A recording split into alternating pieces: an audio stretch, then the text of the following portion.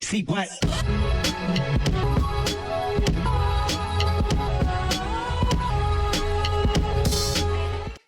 Episode 36. Come on. Yes. That's what she was Spanish doing when she was sitting there lesson. silently. She was She coming was up with the thinking- number. She was like, She was going through and she was like, 20, uno, 30. dos, tres. Ate that up. Oh Shout my out to gosh. People say they really like when you introduce the episodes, you. Yeah, Jade. I showed her so- the comments. Oh, yeah. I was like, yeah, they love you. I'm the thick mascot. Yes, the Period. thickest. Thickums. Yes. Mindy, how are you? Okay, I'm going to keep this very short, which means it's Okay. going to be very long. I got so drunk yesterday that my day was all of 4 hours. First of all, yesterday was one of those days where everything, it was a whoopee cushion day. Woke up in the morning, I was craving pancakes. I don't even eat pancakes that often, but I really, really wanted them. So we went to this place to get breakfast and the food was so bad. I left a bad review and I never do that. That It- breakfast is crazy. It's the easiest thing to make. They literally, first off, the hash browns were tater tots, and they were the tater tots you just pop in the air fryer. Yeah. Right? That was the only thing that I ate for real. I had like 5 of them joints. They gave me an English muffin, untoasted. The eggs, I said, can I get them with cheese? They scrambled them hard as fuck. Sprinkled parsley on top, and then cheese on top of that. The cheese wasn't melted when it got to the table. Oh, absolutely not. Then they gave us turkey bacon. I wanted turkey bacon because everything else they had was pork. I'm sorry, I just didn't want it. The turkey bacon was flimsy, it was greasy, and it looked fake. Jay literally pointed at it and was like, "What's that?" I didn't even taste it. That's how bad it was. And then the pancakes literally felt like, it had the same texture as Dave's Killer Bread. Oh, gross. For a pancake. Were they protein pancakes? No. Ew. They were just regular. And then they covered them in powdered sugar. And when they got to the table, they smelled bad. And that's how I knew. I literally was like, I told Jade, I was like, something about these pancakes make my stomach like turn, like the smell of it. I hadn't even touched it yet. It smelled like uncooked dough. Oh, You know that gross. smell? Like Yeah. Play-Doh has that smell. Yeah. It was very, very strong. And I was like, how is the cooked pancake? Yeah, it was bad. I never leave bad reviews. I'm not going to mention the name of the company or the restaurant because clearly it is a mom and pop. Everybody in the kitchen was geriatric. And I was like, you know what? I'm not going to shit on y'all like that. So my review was very kind, but very to the point. I said, service was wonderful. The people were so kind. The food was absolutely terrible. I took one bite and could not eat anymore. How many stars did you give it? 1. Damn. It was bad. It was bad. And Tabria, I promise you, look through my history of Google reviews. Yelp, I've literally never left a food review. Unless it was like a friend's thing and they're like, can you leave me a review? I've never left a review. That's how much I was called by my spirit. Now, after that, me and Jade, we went to Sephora. Mind you, we got 6 items. $300. 6? What did y'all get? It was mostly Jay got a lot of stuff. But Jay don't even like wear makeup, right? So she got this skin tint, the Danesha Monek one. It was $38 Yeah. for the skin tint, right? Then she got these eye patches that she really likes. What's the company again? Peter Thomas Roth. That man. Yeah. And the eye patches alone were, I think, also like $36, $38. Then she got body wash, which was like $35. Salt and Stone body wash, $35, right? Bougie. And then what else did you get? Curl cream from who? The something essentials. Oh no. It's Issa Rae's thing. The Issa Rae's hair I thing. forgot she got a hair care line. Yes, and so Okay. Good. I used that today. Another $38. Yeah. $38 is the new $19.99. Remember when everything was $19.99? Yes. $38 is No, now the that's new facts. $19.99. That's facts. It's so fucking stupid. And then I got a concealer, Danesha Monek's concealer. It was literally $32 for a tube this fucking big. Tiny. And I love Danesha. I do. But what the fuck? I saw this guy who he compared makeup and ink. I think we talked about the ink one, but he compared it to how much a gallon of gas costs. Oh, And he said, if you like think about it, like a gallon of concealer would be like $1,000 or something like that. Just think about that. it's so fucking crazy. Mm-hmm. And so we spend all of our money, then we go to Zara. What the fuck is going on with Zara?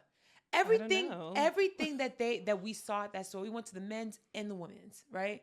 Everything looked like resort wear, but like you were taking a vacation in an Amish village. It was all so bad. Really? Yes. There was nothing that was like cute to like throw on to go to a party or whatever. There was nothing. Everything was like super conservative or super like, it looked like a burlap sack, or it was like just like random as fuck. I don't understand what's going on. I just wanted to find the times. I just wanted to find a top so I could wear to Jade's best friend's birthday day party thing. So that's over. We literally immediately go, change, go to the party. Y'all, I do not drink like that. Even when it's my party, I literally don't drink like that. I'll have one drink because I'm at work. I'm not trying to get lit. I'm working. This was the first time in a very long time that I've gone to a party that wasn't one that I was obligated to be at. The way motherfuckers love just being like, shots! And motherfuckers was me the first time. Okay? We had champagne and that. And it was literally back and forth. Shots, a mixed tequila drink, Prosecco, champagne. Just back and forth, back and forth. By the time we got back to the house, it was still early as fuck. Because this is a day party. All right? And we left early. I threw up for what felt like 2 hours. Oh my God. It got to the point where I could tell Jade was concerned because she was like, are you good? As I'm throwing up, you literally like, babe, are you okay? No. Oh my God. No. Mindy, you said you were going to stop doing I that like did. a few times ago. But the thing is, I do. And then I go months without drinking. And then I'll be like, it's a celebration. Someone's birthday. And my God, worst decision I ever made. Yeah, my body was like, we don't do this anymore. Yeah. Oh my God. I have not. And me and Jay drank the same amount. Chilling. Really? She was chilling. I was literally, the whole room was spinning. It was crazy. I can't even imagine what would happen if I drink right now. Don't. I'm not. You don't have to worry about me, child. Oh, Lord. So that was my weekend because that was my first day off this week. And then today is my second day. And then I go to work tomorrow. Ugh. I have literally no time to do anything. It is so insane. Back at it. I love your blue Birks. Thanks, they're Jade's. Cute. I like them. She don't wear them though. They mine. Oh my gosh. Literally. Y'all wear the same shoe size? No, the thing is, we're close but far. She's like an 8.5. If it's an open back. Okay, relax. A mule. Relax. Because I can fit the sneakers too. Because sometimes she gets sneakers and they're a little bit too big on her. So they're like a 9, essentially. Yeah. And they fit me. Shut up. Oh my gosh. Oh, God. Okay. Well, how was your week?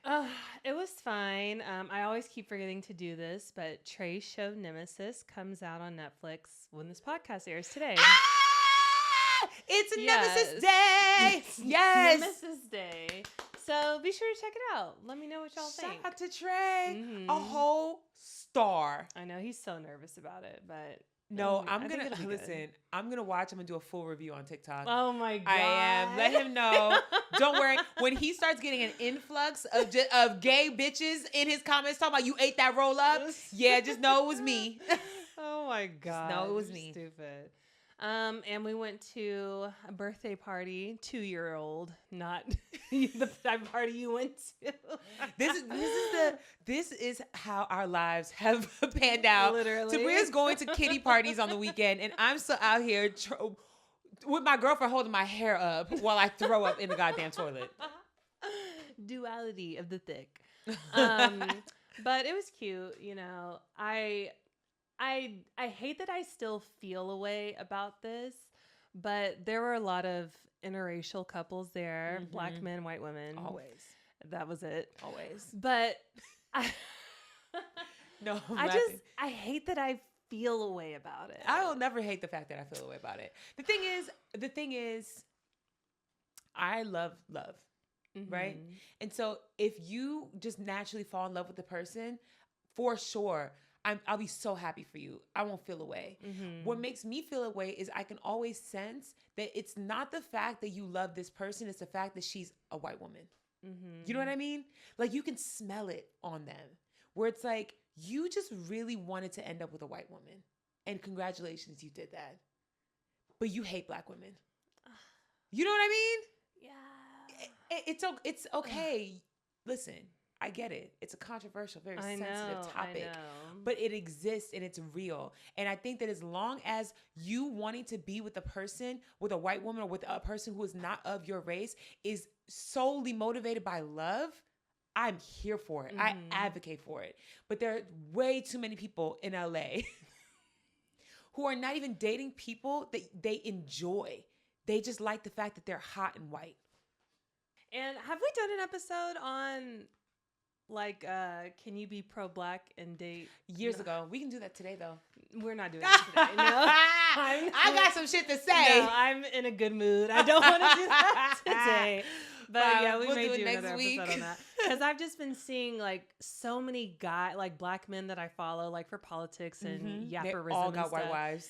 Yes! All of them. All of them. All of them. What? All of them. I was so shocked. It's really upsetting because the only person who really stands on that shit the way that they say they stand on that shit is Dr. Umar. And he don't count. Dr. Umar like a broken clock. He right twice a day. Okay? He is right 2 times a day. But one thing he does not play about is Black women. And I think that that's one thing that I look for when I see people who position themselves to be the voice of the Black, of Black people in America. Do you advocate for Black women? Or are you only saying, Black men, pick yourself up by your bootstraps? Yeah. Why are you only talking about Black men? Yeah. What about us? What about us? What about it? Yeah. Do you know that tongue condition people have when it's like really... Oh, like they have a big tongue? No. It's like... Tongue-tied? Like warts. It's like rigid. Whoa. Okay, yeah. Like it's discolored. Yes. Isn't that like a bacterial infection or something? I don't know, but it's something. Yeah. I can't remember. There's a name for it. Like something tongue, whatever the fuck. Don't look it up, y'all. It's like... Just thinking about the visual of it, I got the heebie-jeebies. I saw one in real life at work. Oh, how... And I was just staring at this person's mouth the whole time. No. See, that makes me feel bad. Oh my God, your tongue. Is there a cure? I don't know. I hope so. I hope so too. But it was so like unfortunate. Distracting. That's so unfortunate. Because nobody chooses that. I don't know. Could it be due to bad oral hygiene? Oh. See, I would look it up, but people complain about me being on my phone. Jay, can you look it up real quick? Oh my God. Is it leukoplakia? That don't sound familiar to me. There's a few. What's the one that everybody always posts pictures of? Yeah, like they're really cracked one. Yeah. And it might be a little yellow. Uh-huh. I'm seeing fissured. I'm seeing... Maybe it's a colloquial term. And people call it. Jade's face right now, she's so troubled. She's traumatized. We'll figure it out. We'll look it up. But yeah, it was that is very difficult. Yeah, but I think that people love to feel as if it's wrong to have visceral reactions to things like that, because at the end of the day, it's still jarring. You know what I mean? And I think that as humans, we have to be a little bit kinder to everyone, but also to ourselves. Because I be feeling bad when I have a reaction. It's like, I can't look away. And I'm like, I'm not a bad person. It's just, I've never experienced this before. It. Yeah. Yeah. And it's like, oh, I gotta look away. Yeah. You know what I mean? But yeah, other than that, everything is fine. Oh, also, if anyone has any prayers to spare, keep my brother in your prayers. Oh no! Wait, what's wrong? It's gotten worse? Yeah. How much worse? He's not taking to the chemo. My dad, same thing happened, and then eventually he did. Are they going to continue to try? Because they tried. My dad did 3 rounds. Well, they want to. intensify it, like give him a stronger dose, I guess. But he had heart surgery. He had to get stents put in his heart. And his heart can't handle it. So they just have to keep it at like whatever dose Base they're level. giving him. My dad, what they ended up doing, what ended up working is there's a procedure where they can put the chemo in you, like in a slow release, like pill thing. And they just put it in him. And he only had to go in for checkups, but like he was every day receiving like micro doses of chemo all day, every day. What stage was he? 3. The one right before the robot one, 4. So 4. 3. 3. Yeah. Okay, 4 is like the. 4 is okay, there's no stage 5. Okay, that's yeah. so 3. Okay, because that's what he is too. No, it was very bleak for a while, and thankfully it worked. Okay. I know it's just shitty because also the way chemo takes a toll on your body, and the way like watching my dad not be able to get up.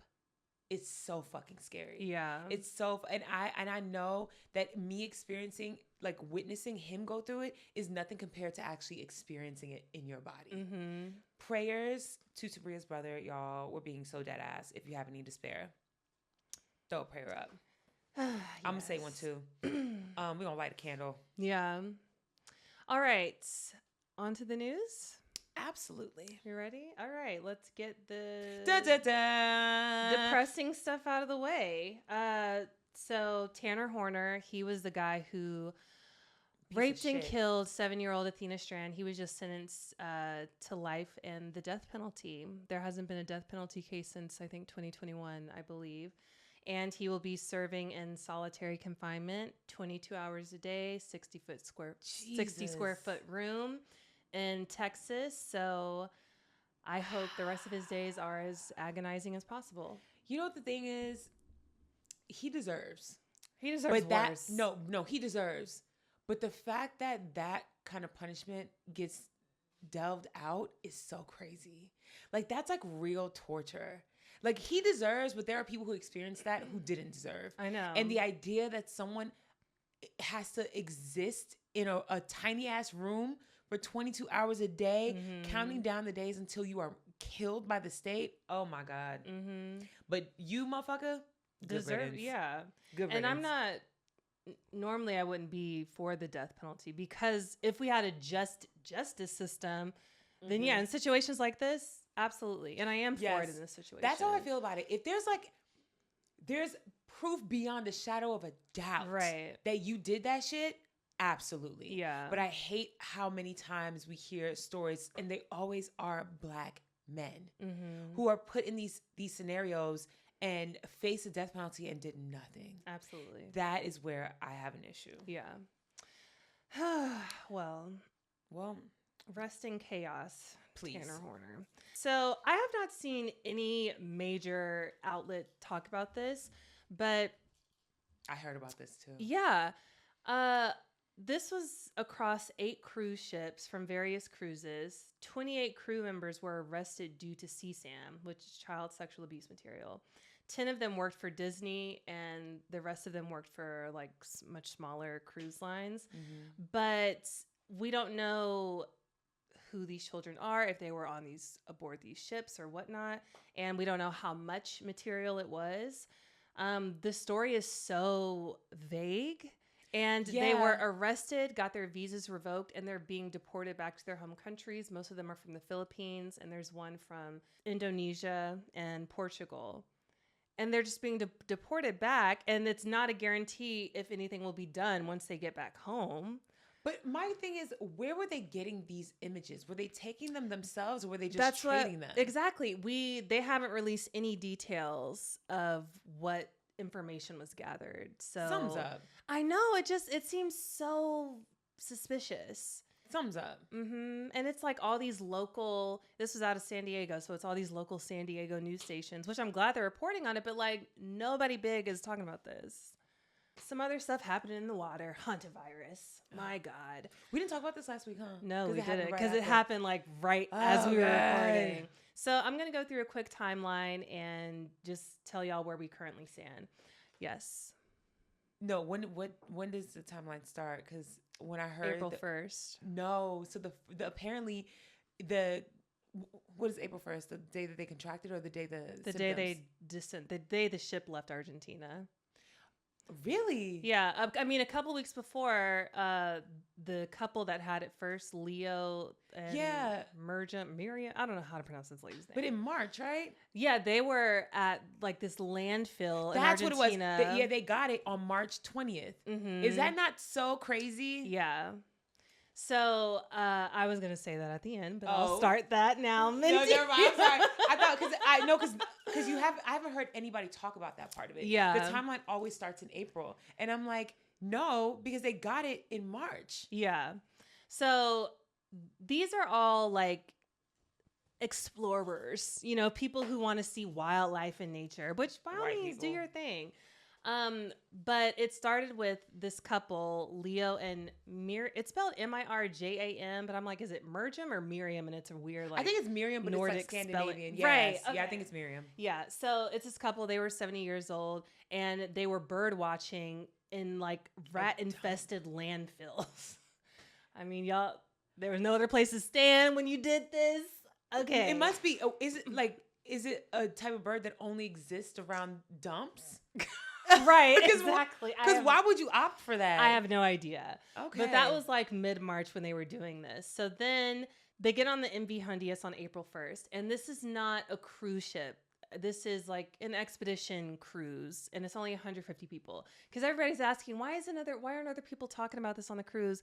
These are mostly 60, 70-year-olds on this cruise going bird watching and doing stuff. So they're not using social media. That was my question too. Yeah. I was like, in what world do you have a cruise ship full of people and no one's like taking video? But and the one guy, he works for the cruise line. There's one American guy who made like a couple videos about updates, and he works for the cruise line. So people thought that was really suspicious too. But I literally think it's just all old people. They don't use social media. There was another guy too who posted about it, and he like gave a statement in a video to a news outlet, but he had never posted anything on his actual social media. So then he made a story on Instagram and basically was like, you guys, that guy who works for the cruise ship is blowing everything out of proportion.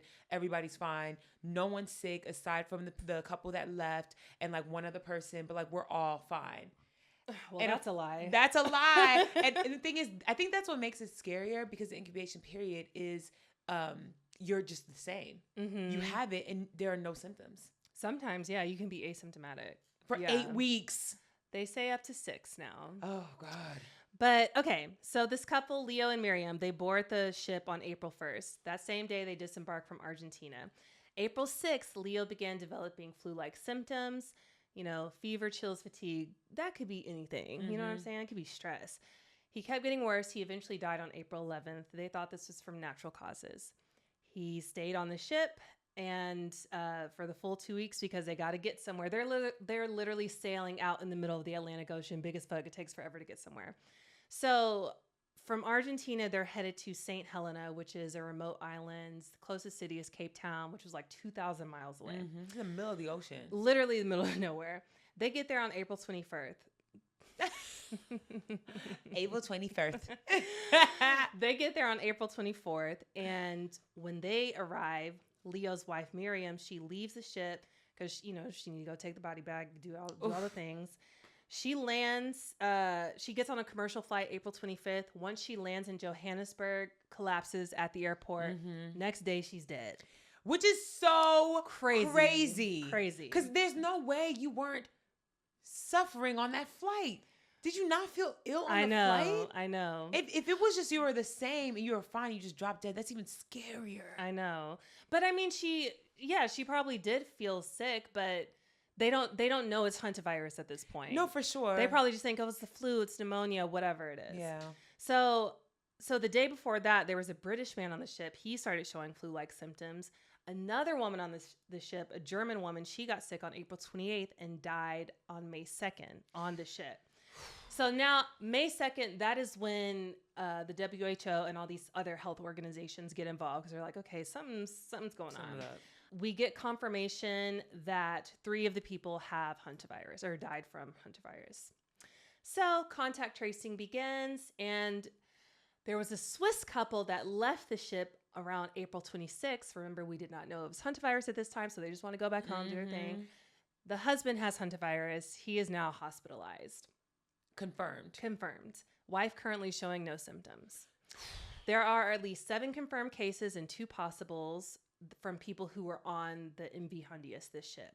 So now they're flying all the remaining passengers back to their homes and monitoring them. Which is crazy as fuck. Which just, you're just trusting these people to mask up and to isolate themselves. Yes, monitoring does not mean that they're physically going to be in the same space as you. They're just calling you and saying, how do you feel today? Exactly. So 18 of those people flew back to the U.S. They flew to Nebraska. There is 1 confirmed case in Nebraska.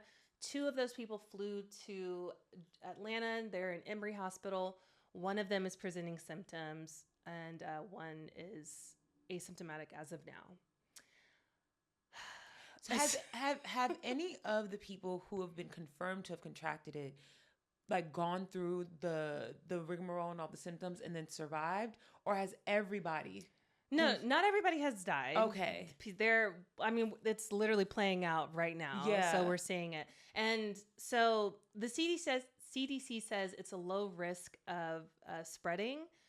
But I was looking into it, and the last time like a little mini pandemic of Hantavirus happened was in Argentina in 2019. And it was like this little village of like 2,400 people, 3,000 people, something like that. But it spread at a little birthday party. So 34 people got it, 11 people died. And so they studied this group of people. And they said that, because they said if you have prolonged exposure with somebody who's presenting symptoms, that is how you contract it. But there is no explicit detail on what prolonged exposure means, right? So per this study that they did about this last outbreak, they said if you are 3 feet away from somebody for at least 30 minutes. And to me, that's not prolonged exposure. That's not, because in my mind, I thought it was spread through like aerosol saliva, right? So when you sneeze, if you're speaking, you spit when you talk. And then if that's how it spreads, then if you're in a relationship with someone, it makes sense that if a husband has it, a wife is going to have it because you're kissing. Yeah. And you're swapping spit.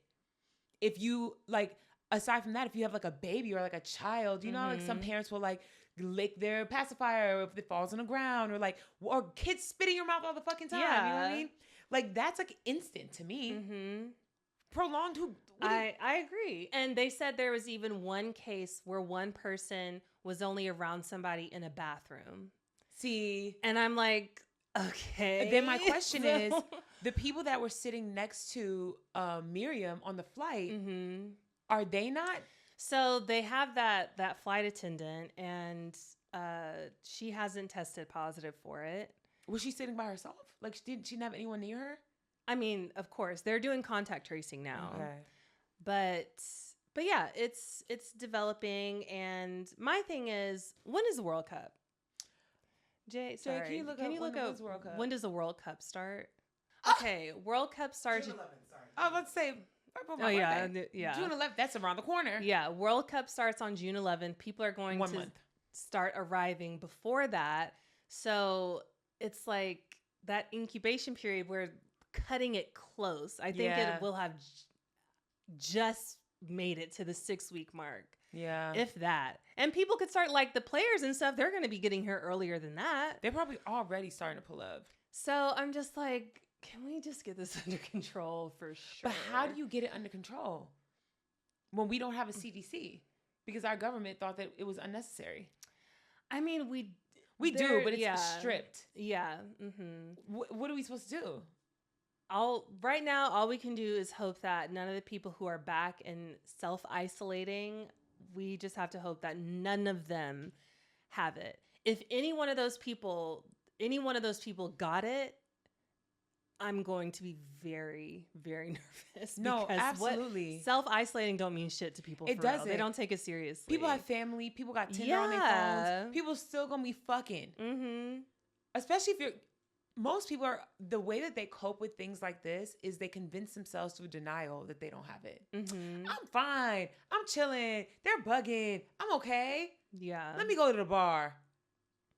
Yeah. Yeah. And there is no cure, no treatment, no vaccine. It has up to a 38% death rate.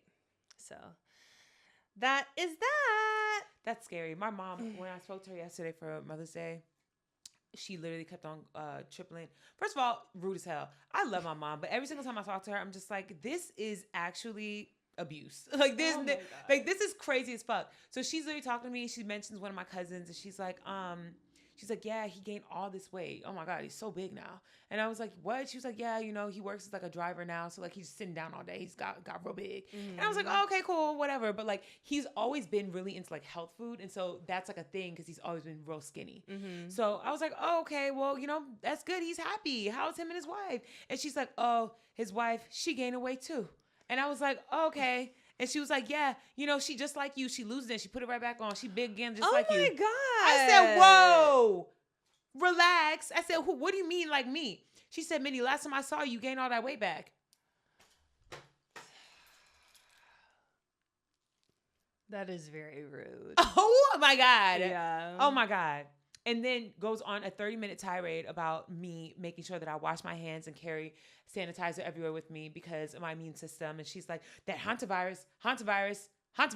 Girl, get off the phone. I don't want to talk to you right now. Like, I love you real bad, but you just pissed me off. Yeah, that's annoying. I'm sorry. Girl, it's fine. It's my whole life. I know, but still. Girl, I think about the fact that she put me at that camp every day. Every day. I need to go back to therapy. Don't we all? We all do. Now that you have health insurance, you should look for somebody in your network. No, for sure. But my God, it's so expensive. Like I was even in network. Well, no, just in general, like health insurance being taken out of every check. Oh yeah, and then still having to pay a copay. I'm like, I know. And the copay is $60. That's crazy. Every single time I go anywhere, it's $60. Oh God, everything is so screwed. I know. Copays used to be $40. I remember I had a $10 copay. Oh God. When I was right out of college and I was still on my grandma's health insurance plan. Yeah. So last week we know the Supreme Court set us back 60 years by overturning Section 2 of the Voting Rights Act. That was on April 29th. Right before that happened, on April 21st, Virginia had a redistricting vote that would allow them to gain 4 Democratic seats, and it passed.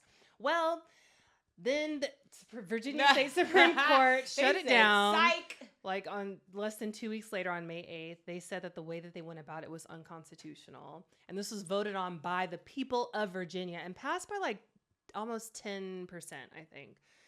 So that bill was led by Virginia State Senator L. Louise Lucas. And now Trump has responded to that situation by sending the FBI to raid her office. Yeah. And she's like an old black lady. Yeah, she's like in her 80s. Oh my God. A harmless old black lady. And it's like, what are y'all even looking for? What do you think she's doing? Literally. What I can't remember the businesses she had, but one of them, it's like she has a senior care facility. Where one all is her like, friends probably I think live. like a restaurant or something. I'm like, what the fuck are y'all doing? The thing is, we already know they're just trying to find excuses to shut shit down. That's it. She has done nothing. All she's doing is standing up for her constituents. And they said, we don't like the fact that you are trying to do good. That's it. And now in Tennessee, they just got rid of their only black district in Memphis with their redistricting, redrawing their maps.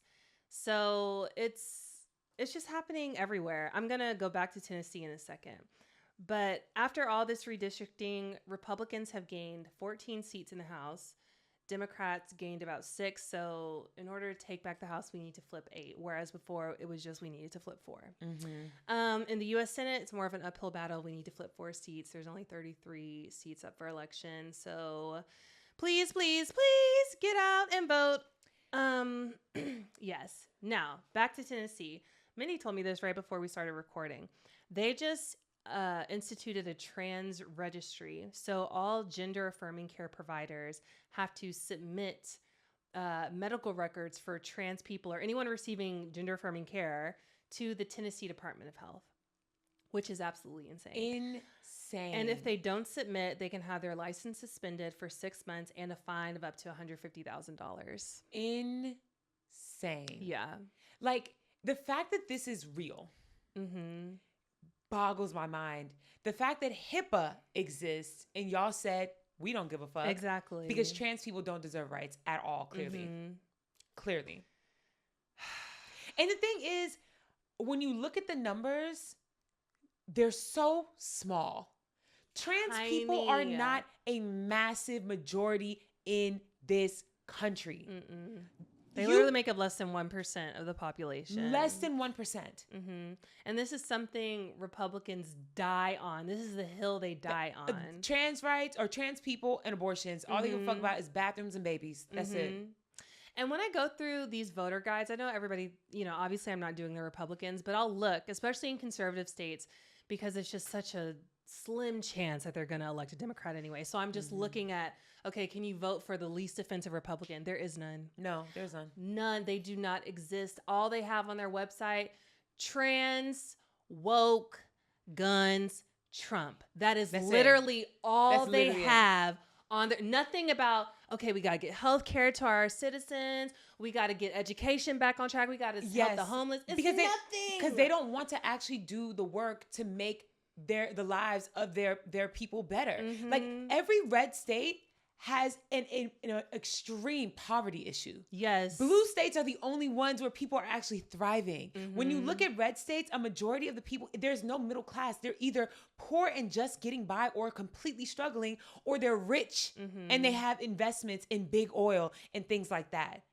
Do you think the people in Kentucky give a fuck about trans people when they can't even buy a house? Like, but they do. But they do. But they do. But they do. I'm literally looking at Kentucky right now. They absolutely do. And I don't know. I don't know. I really don't like to insult people's intelligence, but these folks are stuck on stupid. No, it's a literally. The thing is, it really is a lack of intelligence. And this is just the result of what happened 20 years ago when they decided to change the fucking educational system. No Child Left Behind really meant leave everybody behind. Like only the people that we consider exceptional right now just have the education that everyone should have, period. There's nothing exceptional about being baseline intelligent. We're punishing our children. The school systems right now are so, I don't even know how you and Trey are going to go about looking for schools. Girl. Because the way these school systems are genuinely ass. They're ass. There's no reason why y'all got third graders that can't read. And then you're like, it's fine. I support the public school system. I want them to receive all the resources that they need. I want teachers to receive adequate pay. But I totally get why parents opt out of that system. If they're like, look at their choices. And it's not the school, it's not the teacher's fault. No. It is the district, it's the system, it's the government. Like now in schools, literally my niece, for one of her classes, the entire class is nothing but modules on an iPad and on like her laptop. Everything. The teacher doesn't even do much. They come in, presses a button. They just watch, listen, take notes, do little modules, and that's it. That's what they want too. All these AI schools and shit. That's literally where I was about to go next. The same way they got Waymos and they trying to get these like automated trucks for deliveries. They're going to have AI teaching our kids in school. I think they just did something like that in Texas. Like for AI school? Like AI is going to be implemented in all schools or something like that. I'll be sure to put the accurate info in AI is not even accurate enough yet. It's not. AI is not accurate enough yet to be doing all that. How the fuck is the AI teaching you confused? And then you got to go and tell it that it's confused. And they're like, oh, my bad. Let me try one more time. I'm so irritated. Everything's so irritating. Tennessee pissed me off so bad this week. Yeah. Very ashamed of my home state. My God. So Kamala Harris is saying that she wants the autopsy report released from the 2024 election. Ken Martin, he is the chair of the DNC. Like when they look into like why she lost. Wait, they use the same term for bodies? Oh, period. I learned something new today. I was like, oh, somebody died? Okay. Education. Go ahead. So Ken Martin, he's the chair of the DNC. That's the Democratic National Committee. And he said they privately funded this autopsy. So it wasn't government funded. You know, this was all on our accord because we wanted to look into why she lost. Obviously, everybody is perplexed. Yes. Now, it's done. It's about 200 pages long. He won't release it. Of course not. He said that the report would be navel-gazing, which means useless and excessive. Anyway, if it was useless, you would just release it. Exactly. So it was leaked to Axios. Really? Yes. And it said the main reason that she lost was because of her stance on Israel and Gaza. Mindy's face. Wait, what? I got so excited and then like disappointed. You're waiting. Oh, he rigged it, didn't he? Wait. They're saying that because she refused to say that what was happening in Palestine was a genocide because she had that stance. Yeah. I don't believe that fully. I do agree. I agree with it, but I absolutely think that election was tampered with. Absolutely. I just don't want to say it out loud because then I sound like them. No, for sure. But yeah, they said that was the biggest reason of why she lost that election. The thing is, I would believe that if it was a popularity thing. You know what I mean? Like losing the popular vote for that, I understand. Facts, yeah. You know what I mean? But outside of that, there's no way. Yeah, the Electoral College, they didn't give a fuck. Yeah. That's what I'm saying. They on the same shit. So how is that the reason why? Yeah, I agree. Like in terms of popular vote, okay. Like I remember seeing the TikToks and hearing like the extreme leftists saying, "Oh, I'm not voting for anyone, Green Party," because she, had her views or whatever. But that blows my mind. I know. I don't know how I feel about that. Okay. Yeah, child, I don't know how I feel about anything anymore. I finally saw somebody who said the quiet part out loud because, it's always an argument amongst the left, the leftists, liberals, progressive Democrats, whatever, however the fuck you identify. It's always, do we try to vote out establishment Democrats and try to get more progressives in, people who are actually progressive, try to move towards democratic socialism? That is what we all want. But I don't think people realize majority of the country is moderate at best. For sure. At best. Like, I don't think y'all realize who your neighbors are. Yeah. And somebody said, yeah, I don't care. I don't care if it takes just keep voting Republicans in. We will vote them in and start a revolution. We will continue just to vote against our wishes. Why? So we can all get mad enough to start a revolution. Oh my God. Okay. No, because literally this is just whiteness, period. It doesn't matter which side of the pendulum you're on. When it swings, if it's touching whiteness, it's touching extreme bullshit. Because you guys want so bad to be oppressed, to be victims, to have a reason to wage war. Because at the end of the day, violence is what you want and what you desire on either end. Why the fuck would you want people to literally suffer in ways that you will not suffer? Exactly. Because you are a white person. Exactly. In order for other people to get mad enough to want to go out with fucking bricks and axes in the streets. If y'all were really about that life, y'all would have had y'all's version of January 6th already. Already. There's so many things that you guys could do. And at the end of the day, when people talk about, but you guys just can't stop spending, you do it. You lead it. All the leftists stop spending money. And then do it for 6 months and see how it goes. What the fuck?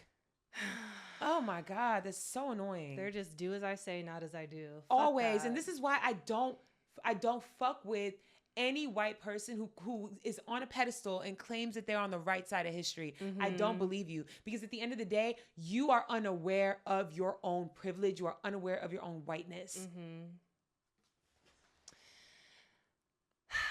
Well, yeah. I'm just gonna end this part by saying I am sick of voting for establishment Democrats.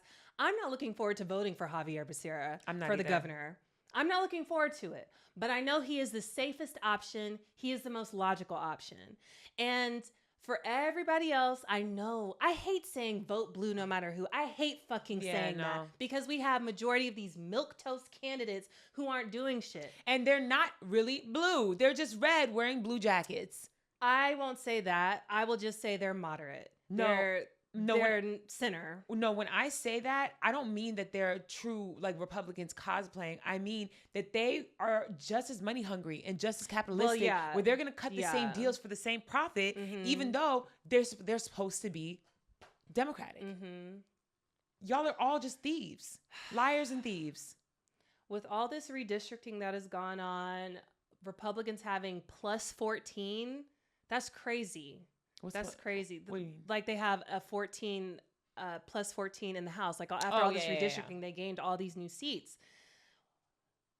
Insane. You have to vote blue down. I hate fucking saying that. I hate saying that. I know. I hate saying it. I know. But you have to, because the alternative, they are fucking. I literally look into these candidates every fucking week. They are insane. It's worse than what you think it is. I swear. It is way worse. They're worse than than Trump. All they do is suck his dick. That's all they do. Because and the reason why they stand for him so bad is because he's been the only one who hasn't been afraid to say it out loud. He's the only one. Trump was alive and a full-grown adult when the Civil Rights Act was passed. Trump literally took out a 2-page spread in a newspaper to call for the execution of the Central Park Five, and they were children. They were children. Trump has always been a raging racist, a classist, a racist, a xenophobe. He's literally been all the things forever. And the fact that he has never tried to play ball is why they love him so much. He doesn't give a fuck. And they love that because they are worse than him. He's more so a capitalist than anything else. Because money, he don't give a fuck. You saw him out here dancing with Diddy. Yeah. It's money that he loves. These people, the people they are behind truly him, hateful. Yes. They're hateful. They want us all to be slaves again. Make America great again. It's not an exaggeration. Make America great again. They want to go back to those days, y'all. When they say the good old days, the glory days, that's what they're talking about. Literally, a state senator out of Alabama, I didn't put it on here, but he just submitted a bill to try and repeal the 14th Amendment, guys. Like, said it out loud. These are the people we are living amongst. Like, are we being dead ass right now? And what happened in Tennessee genuinely pissed me off so much because I was so upset that more people outside of Tennessee weren't angry. Like, this is step one. If it happened in Tennessee, it'll happen in Georgia. It'll happen in Florida. It'll happen in Louisiana. It'll happen everywhere else. I'm honestly so glad that this happened now and not a month ago. If it was even a month ago, all these other states would have had time to redraw their maps and to gerrymander their shit. We are lucky it just happened. But guess who's going to do it again? Once the time comes again, they're going to do it. Next midterm cycle? They're going to do it. Absolutely, they're going to. Absolutely. Because at the end of the day, they hate us niggas. They don't like black people. Majority of the people that are sitting in Congress right now are geriatric as fuck. They're in their mid-80s. They're in their mid-80s. And I'm not just talking about Mitch McConnell. There are dozens of them. They're old as fuck. And do you think that just because they've been alive longer than everybody else in this fucking world, that they came to terms with the things that they believed in when they were younger and now they're good and they understand that what their parents believed was bad? No, they're still out here trying to create the world that their granddaddies wanted. Literally. Some of them live through segregation. Literally. And they serving in our Congress. They are voting on things they won't even be alive to witness. They're voting on things they don't even understand. Y'all, please. I literally just made a TikTok about this because I was just frustrated. It was the middle of the night. I was so heated that I was like, you know what? Fuck it. Because y'all are going to piss me off if y'all don't go vote. And I know we say it every episode. And I know that you guys that are listening are you hear us and you are going to vote. I need you to spread the word. Please. And make sure that everybody else does too. I refuse to see our entire nation turn into what Tennessee is currently. I will leave. Like, oh my God.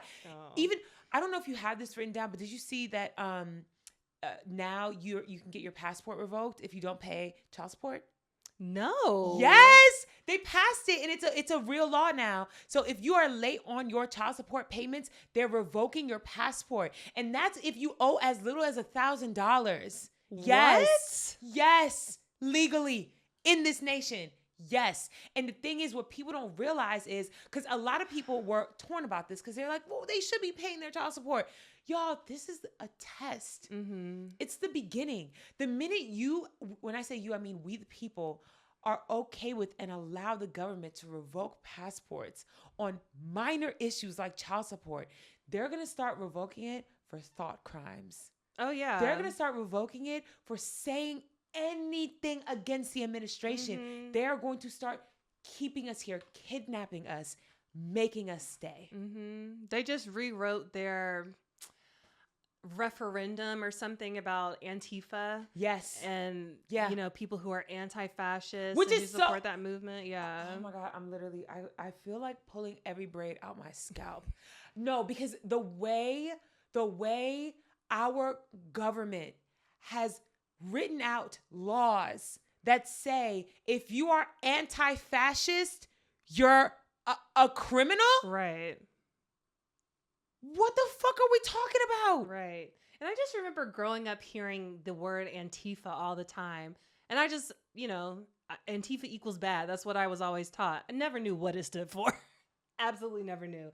And then I found out it just means anti-fascist. Yes. That is what y'all are condemning. That's what y'all have been condemning this whole time. But the thing is, if they could, they would reframe racism that same way. Antifa. What? Antifa. They'd be like, if you Antifa, you ain't with us. Oh my God. It's the same thing. Yeah, it's the same thing. It is. What the fuck are we talking about? You're saying because I don't want to live in a fascist state, I'm anti-American. Okay. And the beautiful part about all of this is everybody's so stupid that nobody understands. Because we're all just dumb. Anyway. Well, the next one will be another test. So I hope y'all pass. We all know data centers are the boogeyman right now and the damage that they cause on communities. Well, NVIDIA has partnered with this company called Pulta Group, and they want to bring mini data centers to people's homes. So they would essentially put a power bank on your house, and it would siphon off any extra electricity that you're not using and filter it towards a data center. So, and who's paying for that? Well, the benefit would be they would cap your electric and Wi-Fi at $150 a month. And that is how they're going to get people involved, because the utility rates are skyrocketing right now because of the data centers. And if we put this little mini data center on your house, you just have to pay $150 for your Wi-Fi and all your electricity. This is literally worse than E.T. This is a sci-fi film in the making. This is dystopian to a level that even Black Mirror could not come up with. Yeah, it's bad. It's pretty bad. Have you heard about what happened in Utah? No, what? Hold on, real quick. This is being, they're testing this out in Arizona and Nevada. Utah, what happened in Utah? The data center. No? No. I don't understand how I'm the only one who, I literally just told Jade about this. She had heard nothing about it. The people in Utah are losing their shit. Oh my God. Let me calm down because it's literally pissing me off. Quietly, without presenting it, without telling the people at all, they unanimously passed approval for the largest data center in the world to be built in Utah. It's going to be 3 times the size of Manhattan. In the world? What the fuck? It's going to be over 40,000 acres. 40,000. It's the biggest. The biggest. In Utah, they're all about their natures and hikes and shit. They've approved it. It's getting rid of almost like, I think 10,000 acres of like actual trails and like land that people actually go to and like hike and camp in. Gone. And they did it quietly and did not involve the people. You know, normally you have to send out letters to like let people know, especially the residents that live around this area. They didn't do any of that. They just passed it. And so when people found out, they showed up in droves. I can't show you the footage, but Tabria might I'll include put it. it here. When I tell you them white people are yelling, they had to call the cops to calm it down. People are pissed. 3 times the size of the city of Manhattan. Oh my One God. data center. And then I just saw a video today in Georgia. This girl, she made a call to action because her childhood home is now going to be bulldozed. It's being taken forcibly by the electric company because her childhood home is near a power line where they want to put a data center. And so they approved the data center, and now they're forcing her family to move, and they're going to bulldoze her house because it's in the line. It's in the space where the data center is going to be. Her childhood home and everybody else's home around it. Oh my God. Data centers are the newest plague on this earth. It's getting crazy. I just heard that they're lobbying to put 3 data centers in California. They want one in Los Angeles. Yeah. They want one in LA, one near the Bay Area, and then another one in somewhere else. I think in the Valley area. Could you imagine there being a data center that hum? Literally. The light. I've been watching videos of other people who live near data centers, and they've taken video at 3 a.m, and you can see in their home like there's a nightlight on. That's how much light these data centers emit, where no one gets darkness. They all have to get those blackout curtains in order to go to sleep at night. The humming never goes away. They literally will open their faucet, and the water that comes out is literally trickles because the data center is sucking so much of the water out. Now they have to leave. I saw a video where this woman was being interviewed. She lived in her home. She's 80-something years old, had lived in her home for over 60 years. And she was like, I love this home. I expected to pass this house down my family. And she was like, I literally cannot live here anymore. It's fucking up her health. This is what we're getting because y'all can't stop chat GPTing everything. My thing is, I'm not convinced we need these. We don't need them. That's what I don't understand. There's not nearly enough people using AI to use these data centers. It's not for us. It's for Palantir. It's for OpenAI. It's literally, we live in what do they call it? Not a techocracy, where the government's basically just tech, big tech. What's it called? It's technocratic state. Technocratic state. There we go. That's literally what it is. Everything that's happening, all these data centers are only being built because the CEOs want them. Mm-hmm. It's not beneficial to anyone. They're literally ruining the country, the landscape of this country. The way this country is on its way to being Mad Max. No, for real. For real. Mm-hmm. I think that when people talk about the fall of this nation, it's not through war. It's through this shit. Yeah. It's literally through the data centers and through the rigging of the government and everybody losing their rights. Here we are. Hunger Games have begun. Yeah. I'm just gonna run this just 2 more quick stories. Last week we talked about the government shutdown being over and how ICE wasn't funded, which was a little small win. Well, Republicans just introduced a bill that provides additional funding for ICE and Border Patrol. And they also included a whopping $1 billion for the White House Ballroom to beef up the security. $1 billion. $1 billion. Mind you, the ballroom was supposed to be privately funded. Yeah. That's what Trump, he said it so many times. All these, all my little donor friends, they're going to fund this $400 million. Why was Lindsey Graham just on Fox saying he's introducing a bill where taxpayers will foot the $400 million bill now? Of course they will. Of course. The thing is, why do we ever believe anything that comes out of these people's mouths? Mm-hmm. It's never going to be free. We are paying for everything. All right, last thing, child. Well, the war in Iran, child. Trump just rejected Tehran's peace offering. They propose, let's end the war on all fronts, including Lebanon, lift the U.S. blockade on all the ports, release Iran's frozen assets. He declined it. So everybody's... I want to know, what is the end goal? Because to me, it feels like the only reason why they denied it is because of Lebanon. Because that's not us, that's Israel. And I don't think, it does not matter what we sign and say, Israel's never going to stop. Well, I think it's also what they're saying. It's also their nuclear program too.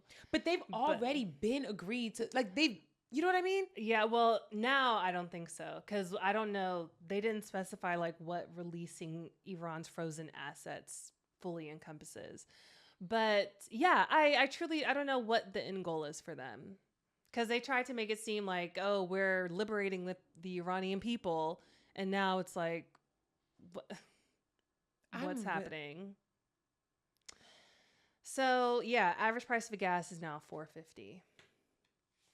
Went up 10 cents from last week. So yeah, let's get into some good news. It's not great, but there's it's decent. It's hopeful. It's cool. So, if you didn't know, Louisiana is below sea level, and they are sinking at an alarming rate. And when I looked up how much, I was aghast. Yeah, it's bad. They lose approximately 1 football field of wetlands into the Gulf of Mexico. Jesus Christ! I was about to say Gulf of Mexico. What the fuck? Into the Gulf of Mexico every 2 hours. What? They lose a football field every 2 hours. Louisiana is in a crisis right now. Yeah, I heard that they're telling people to move. Yes. Like they're like, you guys have to leave. Yes. Oh, so, shit. There's a global shortage of sand right now, which is what you need to rebuild shorelines. So these 2 college students in Louisiana, they created a glass recycling company called Glass Half Full, which is very cute. So they recycle all this glass because sand is made from glass. Because specifically most of New Orleans glass and glass in general, it just goes to landfill. Like recycling programs nowadays, they don't do shit. They don't do nothing. They don't do shit. It's separating your trash don't mean nothing because I've literally watched the trash men put them in the same fucking receptacle. Exactly. So most of the glass goes to landfill. So they will go and get their teams to pick out some glass.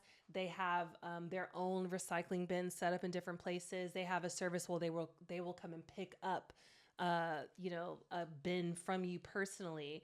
And they are trying to tackle this problem head on. And they've actually grown like quite big. They have a huge warehouse facility now. Period. Yeah, it's really cool. So shout out to Glass Half Full. Prayers up for Louisiana. They have gone through so much. Yes. And the thing is, it's the fact that it's majority Black people living there that they don't give a fuck to help them. Like, I feel like, if anything, telling people to move is crazy. Why don't you guys actually carve out a part of your budget to help relocate people? Relocate them. You know, majority of those people cannot relocate themselves. What's going to happen to the homeless people? Remember when Katrina happened? Yeah. Most of those people were stuck there because they could not go anywhere because they couldn't afford it. Telling people, well, damn, we sinking. Find a new home. What? Yeah. Prayers up, man. All right, that is it. Let's talk about some pop culture bullshit. Get it out the way. All right. First things first. I know many of you do not know who this person is. But I'm going to remind you because you definitely have heard of her. Sunshine Benzi. Okay? Sunshine Benzi is the white rapper who made that song Trump the Bill. For those of you who do not know. Bitches be thicker than a snip shit. Dick pic. Yeah. Whatever. Her. She is currently under fire because she released a snippet for a new single called Open Season. Now, I'm not gonna lie, even before I heard about this, she was mildly on my nerves because she had also posted a picture of her looking cute. You know, it was like a thirst trappy, like bad bitch picture. And she captioned it Porcelain Princess. And the thing is, it made me sigh as well. But I was like, you know what? Let me not even do that because I want you to be proud to be white. Right. Because I'll say chocolate princess, chocolate queen. It's cool. Take it. It's fine. It rubbed me the wrong way, but I was like, Mindy, check yourself. Like, okay, it's not that deep. All right. Then I seen this snippet and this shit. Did you watch it? I just saw the snippet too. No, that's all that she dropped. The whole video's not out. It was just a teaser. But then everybody was like, bitch, wow, what the that's fuck? even worse. Okay. That's the part you chose? Yes! So in the video, the song is titled Open Season. When you see the snippet, it opens up with that, being written across the screen. Then you see 3 black girls walking towards a booth. It's supposed to be like a restaurant, but like in a liminal space. I don't fucking know because it didn't look like a restaurant, but it was a booth. So they go, they sit down, it's them, and they're apparently talking shit about someone. She ain't even that cool. She ain't that cute. Like, blah, blah, blah, blah. And then you see Sunshine Benzi with a plate of like risotto or something walking up to the table. She sets it down, then pulls out an automatic rifle. It's a machine gun. Oh my And God. points it at these 3 black girls and then says like the opening line about it being open season. And then the next scene, you see the girls running through a field.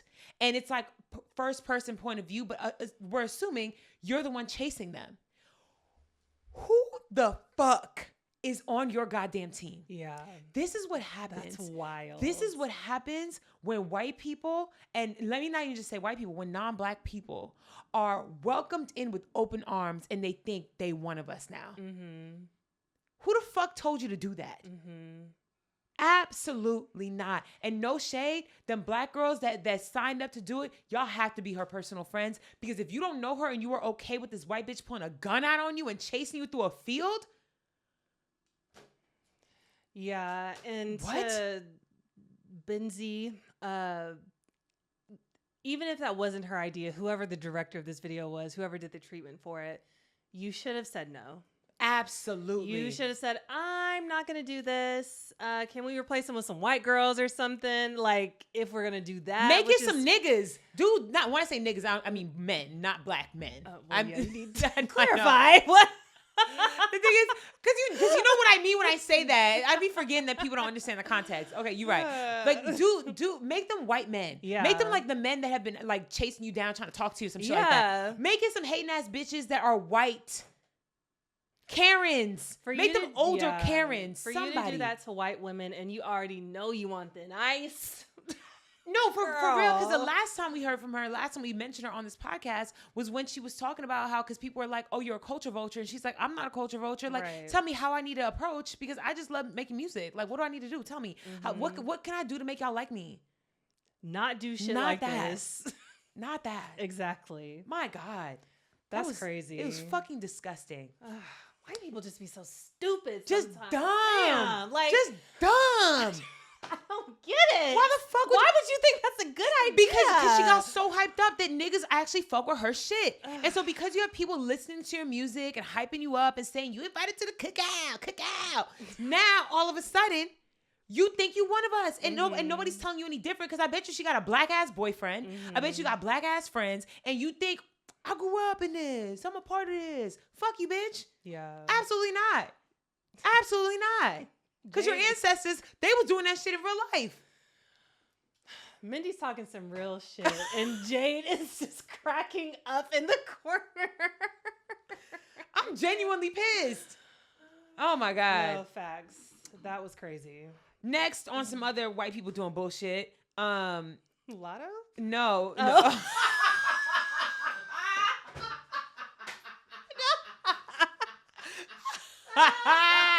Keep that in.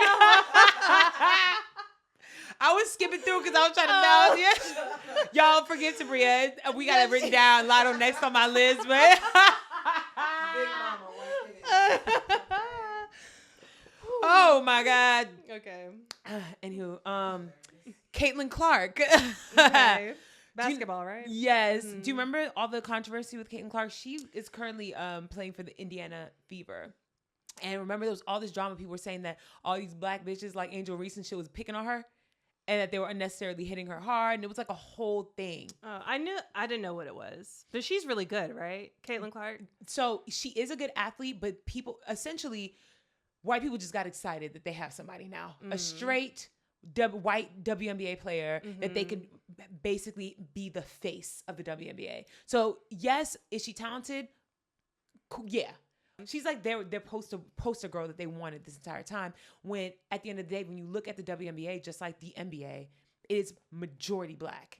Yeah, I feel like I heard like there was another player who outshined her a lot, and she Yeah. doesn't. I don't know, but Yes. it's somebody else who's like really obviously good. on paper so much better than her. Yeah. I'm gonna find you that. No, we gonna look it up. Tabria's probably gonna include it right up here. Mhm. Now, so the Indiana Fever star Caitlyn Clark walked out with country music star and noted racist Morgan Wallen for his concert at the Lucas Oil Stadium. Oh yeah, and her doing that Yeah. is making a very bold statement. Yeah, why would you do that? Like to walk Morgan Wallen, he's MAGA down. More than MAGA down. Yeah. He's so MAGA down, he got into a fight and got kicked out of Kid Rock's restaurant. The cops literally tried to let him slide, and they literally said they had to arrest him because he was a danger to himself and other people. That's crazy. He was Kid Rock's restaurant. That's a Yes. safe space for them. Okay. That's crazy. Okay. It sound like Kid Rock restaurant. White shit. Corn. Corn husks. I don't fucking know. Bologna, though. Brisket.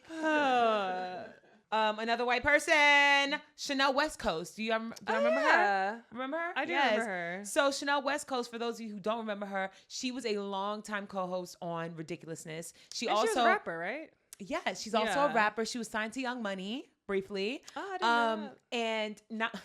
Oh, I didn't know that. I did. I just.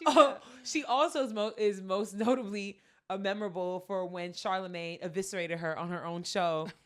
Remember when he was like, you suck as a rapper. And she was like, she literally went, she was like, well, I've been co-signed by Lil Wayne, Snoop Dogg, blah, blah, blah, da-da-da. And he was like, but your music sucks. Everybody, does her music suck? It was like a whole thing. Damn, I didn't see that. She has now given up on her hip hop dreams, and she is a country artist.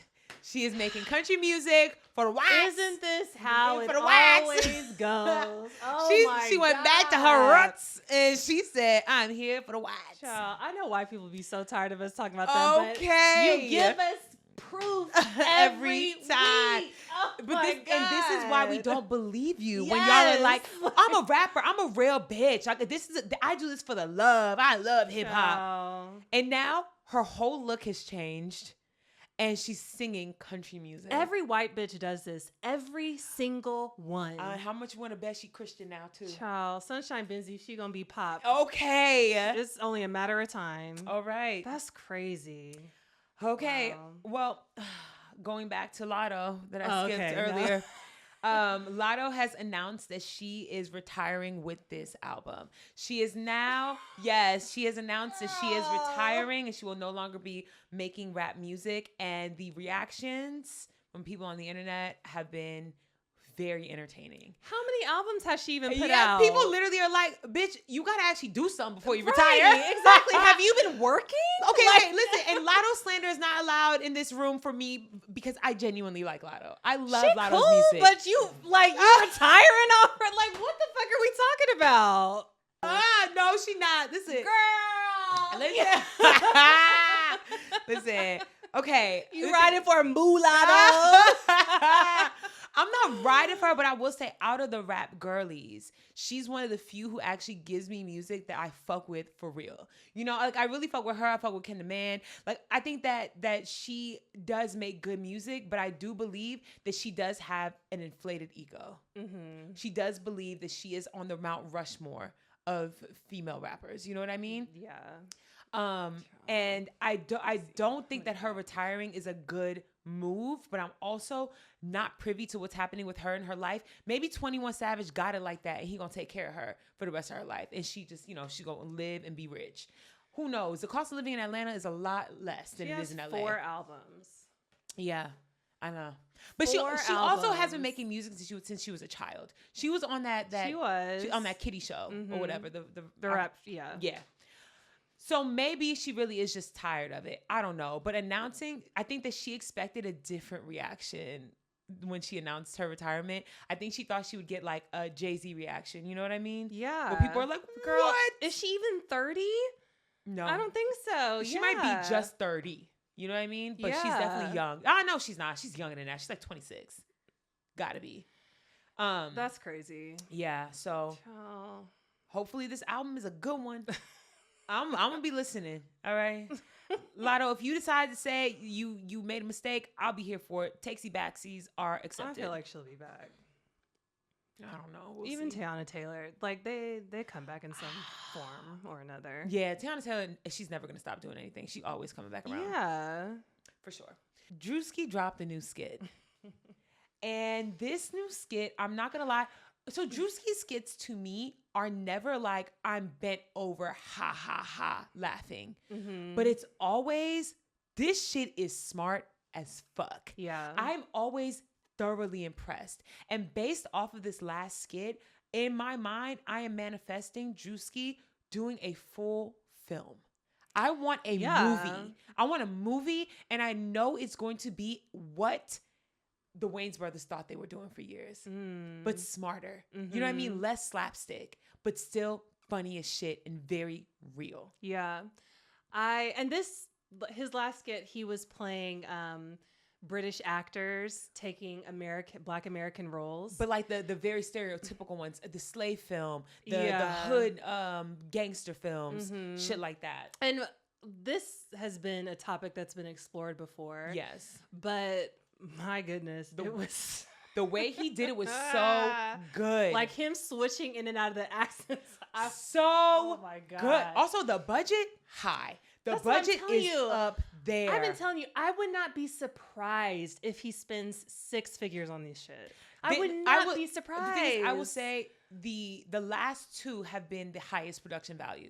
I think that as of now, yes. Before, yeah. But as of right now, absolutely. Like he has a film crew. Though this last one, most definitely Yes. 6 figures. And I know he worked with a linguist and he got that accent on. He definitely did. That wasn't him just practicing at home watching Bridgerton. No, like that was him dead ass like taking lessons. Because the way he jumped in and out from a slave, I's gonna run to freedom, and then all of a sudden he's like, "Hey, chop." That was so good. That was so good. Yeah. Wow, Druski. Yeah, Druski, he's a generational talent. For sure. Seriously. For sure. I think he's like cemented himself in absolutely comedic history, the cultural zeitgeist for sure. Absolutely. I want less content, more actual. I want a TV show and I want a movie. Yeah, I'm surprised he doesn't have like his own show, like variety show. That's what I'm saying, on Peacock or something. I need something. Give me But a you show. know what? He probably wants full control over all his shit. He does have a show, but I hate it. But it's on his YouTube. The could have been or would have been. Yeah, I thought that was on like a streaming platform, like Tubi or something. I think it is. It might be now. It started on YouTube, but I bet they let him do whatever. But I will say, I think that show is disgusting. I'm not a fan of that show. It is. Like as much as we're praising Druski right now, that show is terrible for our youth and for our brains. Do not watch that show, okay? I'm sorry. I apologize, but it's really bad. It's on the same level as Baddies to me. No. I get it. Less fighting, but more foolishness. Last but not least, actually it is least. Chris Brown dropped a new album entitled Brown. And he's wearing silks. He's laid down on the cover in a very R&B, Marvin Gaye kind of way. The album has 27 tracks. Out of those 27, there are 2 that sound different.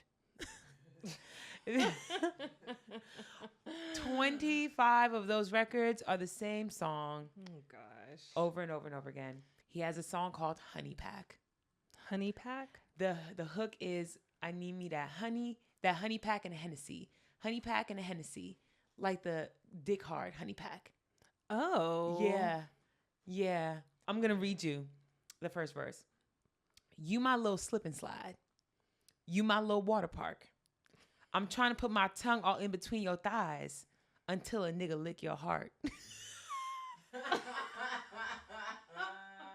my God. You know that a nigga nasty. You doing things you ain't never did. Type of shit you want to go and tell your friends. Type of shit you want to do again. I see that pussy put that rose on you, damn right. We gonna need a mop by the end of the night. Oh my God. Do you not have anything else to talk about? Till a nigga lick your heart. I don't understand. Tabria, he's almost 40. Tabria, I promise you. All 27 of them songs, every single one of them is about fucking. All of them. All of them are about fucking. in the he's basically Jacquees. I've never seen an artist backtrack in this way. No, you for started real. off a pop icon. Mhm. You started off making actual hits. The music was good. Yeah. And now you're at this point where you're just making coked out songs, 27 of them, thinking they all worth putting out into the world. And unfortunately, he's making ghetto auntie music. Literally. He's making freaked out auntie music, and them concerts will always sell out. Literally, when we were in the car talking about it, we were discussing whether he does these albums specifically to tour or if it's just his ego. yeah, just to make money. Literally, because the songs aren't good. No. They're all songs that should have been cut. Yeah. The album could have been whittled down to 8 tracks, and even that would have been too much because they all would sound the same. He is the biggest disappointment. No, for sure. Absolutely. For sure. Like the fact that he was able to come back Yeah. from beating Rihanna. Come back. The fact that he was able to come back and he made some hits when he came Yes. back too. Yes. You came back from that and you are squandering any potential icon status. People were literally comparing him to Michael Jackson. Yeah, I remember. Literally. And you're making bullshit like this. The thing at is, your big age. The thing is, it's his fault. Absolutely. In every respect. Absolutely. And it does not matter how many chances people gave him, how much production value his music has. If you are going to continue to be a bad person and be on some bullshit, you're never going to win. After the whole Rihanna situation, the way he did Karrueche, crazy as fuck. Yes. He was abusive to her too. Every single person you have dated, you are a stalker. You're an abuser. You're a colorist. You're just an all-around bad person. You're a cokehead. Mm-hmm. And I hate talking about people like this. I really do. But you are an abuser of women, so I do not give a fuck. I just don't understand. Beyonce gave us Lemonade when she was Chris Brown's age. Yeah. How? I just don't get it. Yeah. He want to lick This your is heart the through your best pussy. you can do. He said, I'm going to eat you out so bad. I'm gonna lick straight to your heart. That's that on that. Our conversation is actually going to be an extension of the pop culture news because we're going to talk about the bullshit that James Charles was on this week. Yeah, we are. I just realized my nails perfectly match. Oh my gosh, they do. That looks really good. Wow, I got to take a picture. Literally, that shirt looks like the inspo for your nails. Wow, and it wasn't. Yeah. That's so crazy. Yeah. I love when things like that happen. Yeah. So this is an extension of last week. We spoke about what's it called? We were talking about that lady, weren't we? Age of disclosure. Yeah, was that last Not week? that lady, that man. Yes. Yes. No, because I'm thinking about the lady who made the video about age of disclosure. Oh, Yes, sorry, I got So yeah, confused. this is kind of an extension of that conversation. We Yes. spoke about the age of disclosure last week and how Casanova Brown started this movement of people just being vulnerable about their finances and where they're at in life and how much they're struggling because It's bad. it's bad. It's bad. And even since that episode, I've still seen So many. videos Same. about it. Mhm. Same. And I've seen a lot more videos of white people talking about their I suffering. haven't seen any yet. I've seen so many. And I think the one resounding thing that stood out to me amongst all these videos when it comes to the white people making them, they don't have any community. They don't have anybody to fall back on. And that is where they talk about the suffering in a realistic way, where it's like, y'all, I don't got nowhere to go. Like, I don't really fuck with my parents. They don't got aunties and uncles. Like, this is the thing about people of color versus white people. Yeah. And again, if y'all white listen to this, I'm not purposely trying to target y'all, but the PR for y'all community has been ass for a very long time, and y'all need to get that shit up. Now, black people, brown people, all people of color, community is always at the forefront of our existence. Extended family, cousins, anybody, we always have community. Yeah. White people, they believe in a nuclear family where it's just mom, dad, kids, nobody else. Maybe grandpa, maybe grandma, but we put them in a home once they get old enough. And now when people are suffering, you have no one to fall back on because you grew up insulated. And I hate that for y'all. I really do. Because worst case scenario, I know for a fact, like literally, I sent money to my family yesterday. No matter what, if I need it, I'm going to get it. They going to help me out. Yeah. And vice versa. A lot of people don't have that. And when I was watching those videos, I was like, fuck, it's gonna hurt real bad for y'all. It is. Because I know, God forbid, if shit really hit the fan, I got many places I can go. Yeah, facts. Many. I might not want to be there. Exactly. But I'll be fed. Yeah. And I'll be sheltered. And I'll be able to find work and like do things. I know that I have family. Mm-hmm. Whew. Anyway. So this whole James Charles debacle came on the heels of this conversation, which just makes it so much worse. Yeah. So basically he made this video and he was talking about a girl who DM'd him asking if he could help her with some funds, you know. She was one of the Spirit airline workers who recently got laid off, and she was asking if he could help her out. And I've gotten DMs like this before. We all have. I've gotten them. Yeah. We've all gotten them. Yeah. Usually I just ignore them because I'm like, can't help you right now. No. So I'm not even going to respond. Same. Sometimes I have responded. So I get it, you know. I've donated to GoFundMe's before. Yeah. I've responded and said, I don't got money like that, but I will offer you a prayer. Mm-hmm. And I've also ignored some too. You can always tell when people just have a template that they're just like copying and For pasting sure. and sending to people. You don't need to respond. For sure. They're not only hitting you up. Exactly. And that was something else he brought up in his video. He was like, I could tell this was just a copy and paste message that she sent to all the influencers. And by the way, I'm speaking very calmly right now. He was turned up. No, He was yelling at the camera. He called her a piece of shit. Yes. He said he's a lazy piece of shit and told her to get a fucking job. Yes. It was wild. You should never have that much anger towards someone you don't know who is literally expressing their suffering to you. That is it. Mm-hmm.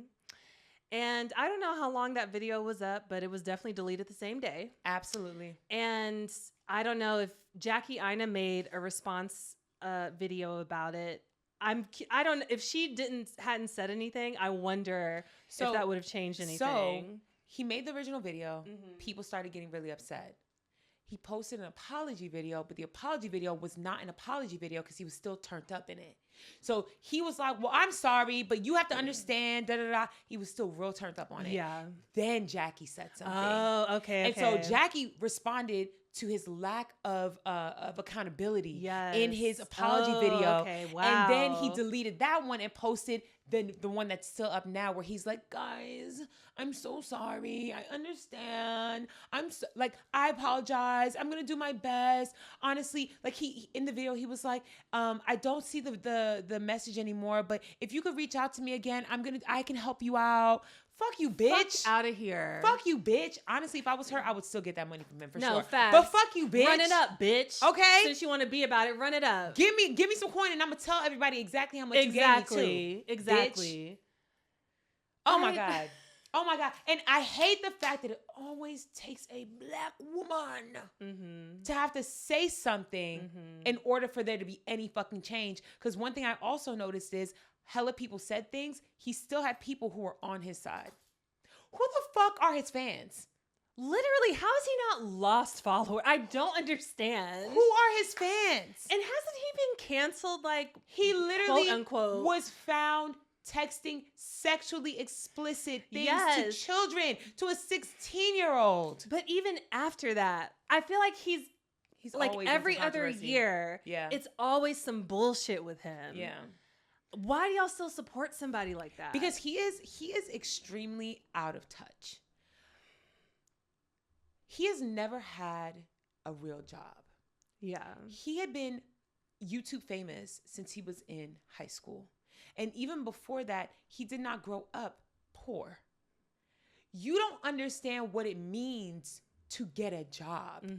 Whenever anybody of privilege, whether it be a billionaire, a millionaire, or just someone like James Charles, who's never, ever, ever had to deal with real life, says things like, just get a job.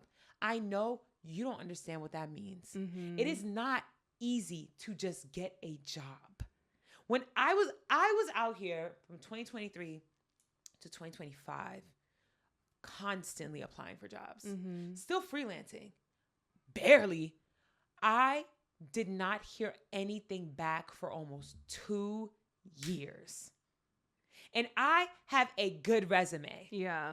I have a nice resume. Nothing. There are people who are literal medical professionals who can't find jobs. Mm-hmm. People have been teachers for years. Jay was out here looking for work too. Her resume even better than mine. Most of these people are not actually looking to hire. They're resume farming, or they're asking you to present portfolios or ideas and concepts and then turning you down and using your ideas anyway. The amount of gall and audacity you have to complain to the internet that a poor person asked you for money. Mm-hmm. You don't deserve anything. And then for you to be like, well, I'm hiring in my job. Or his company is hiring. Oh my God. Yeah. Yeah. And we brought up the age of disclosure thing because this really does align with another video that came out this past week where a woman took the age of disclosure conversation and then reframed it to say, how the fuck did I end up on this side of the internet where all y'all broke as fuck? I'm not suffering at all. My disclosure is I'm thriving. I got $5 million with her popcorn ceiling and her no light. Like literally, it was a low quality video, popcorn ceiling. I'm so sorry, Miss Mamas. If you have $5 million, you would look like it. I'm telling myself that was AI because I truly, I can't believe it was a black woman too. Yes, it was a black woman. I can't believe she came on there and said that. Out of all the things you could talk about in your rich life, you want to shit on people. Mind you, what does she do for a living? Scammer. This is exactly what I was talking about last week. What does she do for a living? She sells ebooks on how to invest. Oh, she's the one I hate the most. Yes. She sells ebooks on financial literacy and how to invest and how to do all these things in stocks. And you're trying to convince us that you got $5 million, but you got to sell ebooks? Fuck you. It's insane. It's so stupid. It's so dumb. And I know she thought that video was going to be a flex. Mm-hmm. Wow. I don't understand how people are just so out of touch. And I'll never be able to understand it. But I truly don't get it. You have to see suffering in the world at some point in your life. You have to. The thing is, you have to think about the way rich people and people of privilege exist, right? So this morning, I was on TikTok and I saw that they just opened a brand new luxury grocery store in West Hollywood. Nicer than Erewhon. Oh my God. Okay? The way rich people exist is in a way where they don't have to see it. They don't go to the grocery store with regular people. They don't go out into the world with regular people. They live in private neighborhoods like Calabasas and shit. We're not talking about people who like are influencers that still live in an apartment downtown just in a penthouse. We're talking about people who are insulated for real. Like they only hang out with other rich people. If they see poverty, it's when they're on the freeway driving past downtown LA. Or they're driving through Hollywood. And to them, those are literal like CPUs. They don't, it doesn't affect them. Rich people are so out of touch.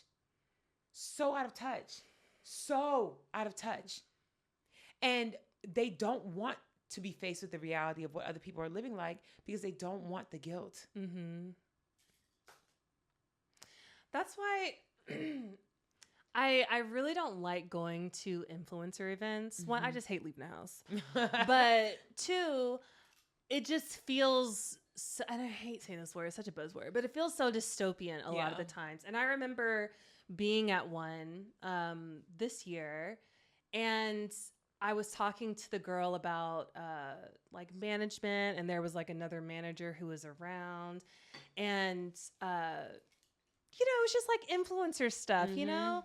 And she was telling me like how much she could get for this brand deal and how much they could get me and all this other stuff. And the brand manager is just sitting there with us.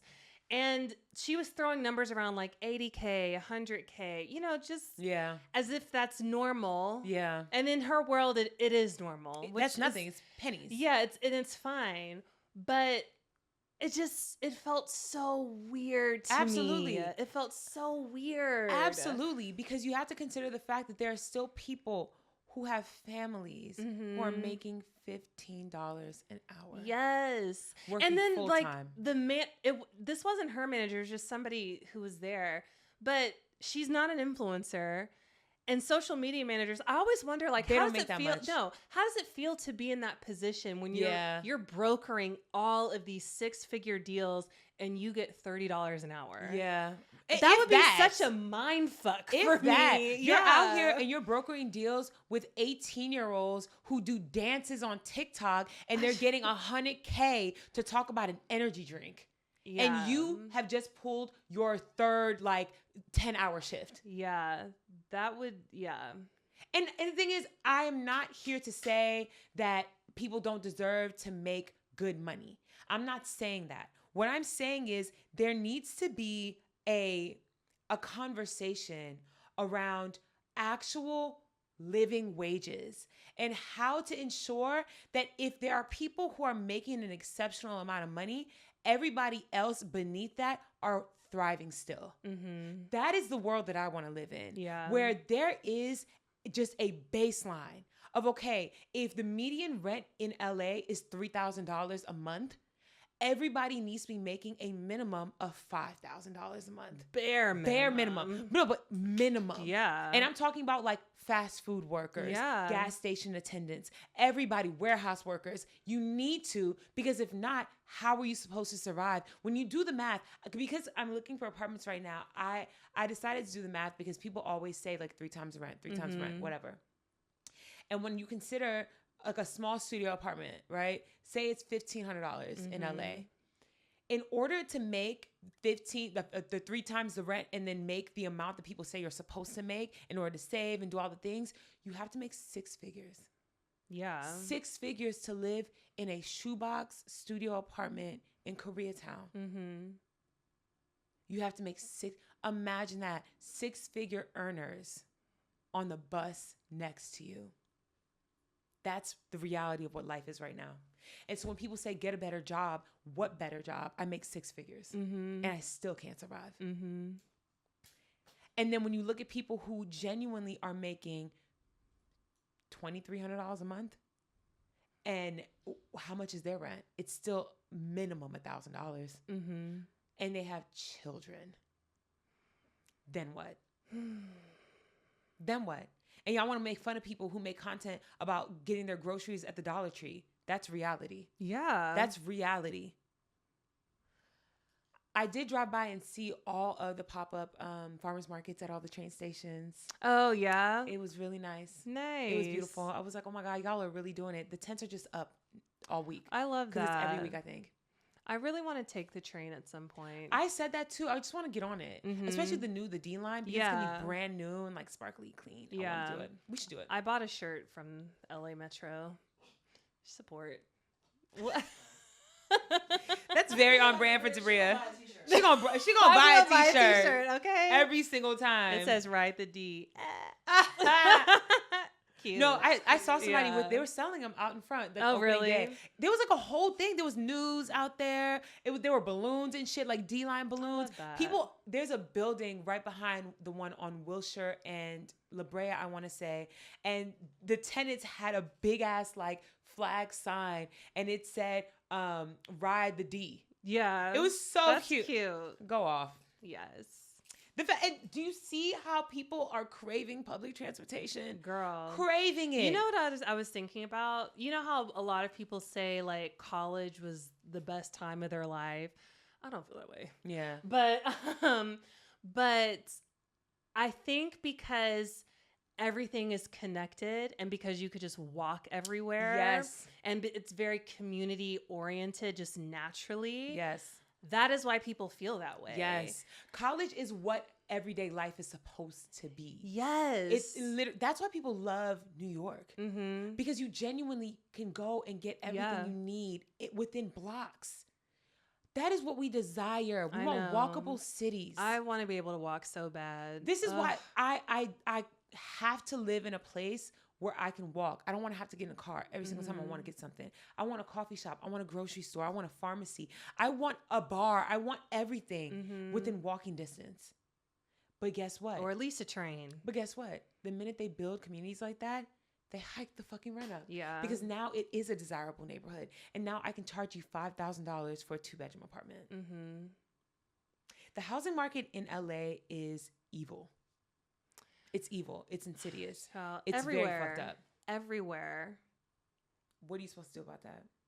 You know, I was thinking about that whole Spirit Airlines thing. Like, we spoke about it last week, how there's this guy who's trying to get enough people together to buy Spirit Airlines.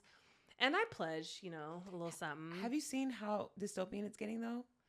Like, he's calling himself the CEO. He and hired someone.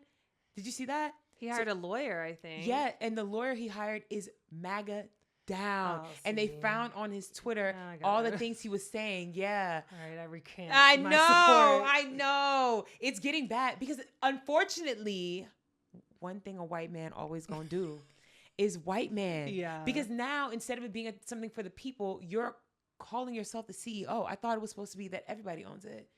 Yeah. But now you're a CEO. He wants to be a fucking capitalist too. He just found his easy in. Fuck no. Y'all better keep all y'all coin. Well, I was saying, I feel like we should redirect that whole endeavor and invest in like nationwide public transit of some sort. Absolutely. I know that it's so unrealistic because of like government owned land and all those hurdles and shit, but we need to do something like that instead. Do you know how much money it costs to extend this line, to create the new D line? No, how much? $9 billion. $9 billion? With a B. Oh Yeah. my God. Yeah, so we're going to have to say, we're going to be crowdfunding for a while.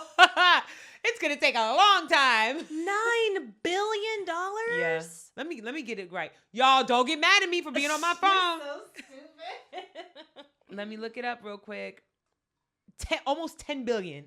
Oh my gosh. Yes, it says because it started off at 3.5 and it went up and up and up. And now total from opening, it says nearly $10 billion. Yeah, for one line, just a D. That's like what, 7 miles? Yeah. 10 maybe? Yeah. Yeah. But the thing is, this is the thing. This is the thing. I know it didn't have to cost that much. There's no way. It didn't have to cost that much. I know it didn't. But I'm glad that it's here. But realistically, if that's how much it's going to cost every time, absolutely not. They never Now, making it. when we talk about the amount of wealth in California, the billionaire tax alone would cover that. Yeah. Think about how many billionaires live in LA alone. Mm-hmm. Did you Oh see my that God. one billionaire chatting about the tax and how he was? It's the guy NVIDIA. Mm-hmm. Him, the CEO, CEO. owner of Mhm. that.